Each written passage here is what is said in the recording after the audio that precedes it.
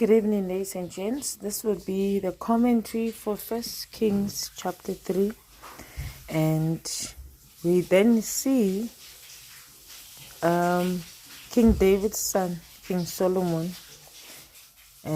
where he was met by the Lord in his dream, and he requested wisdom from our Father. And upon doing so, he received much more than what he had asked from him, because he did not ask a selfish request from the Lord, but he thought about the people that we were before him, for him to lead them, and with grace and judgment that will enable him to be a king who would be fair to the people that he will be serving.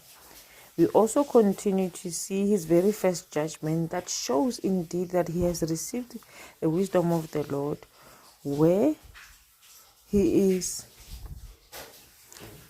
was dealing with two harlots who both gave birth, and the other one's child was dead, to show that the one whose child was dead, she had no compassion of a mother. Because when you have compassion, you want to see life continue. You want to see things continue to experience life. But if something is not yours and you do not care what happens to it, and you exercise or express no compassion none whatsoever,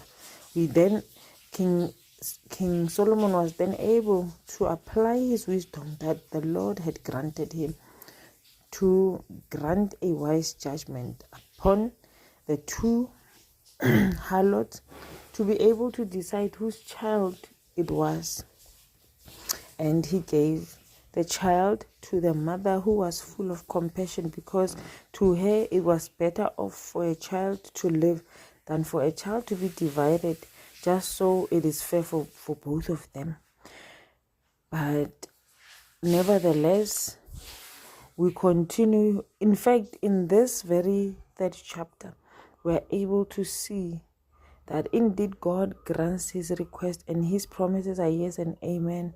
And with King Solomon, he has also showed us that indeed his promises are yes and amen. He has granted him wisdom in his dreams, and now he wakes up to grant a judgment that shows that kind of wisdom. Amen.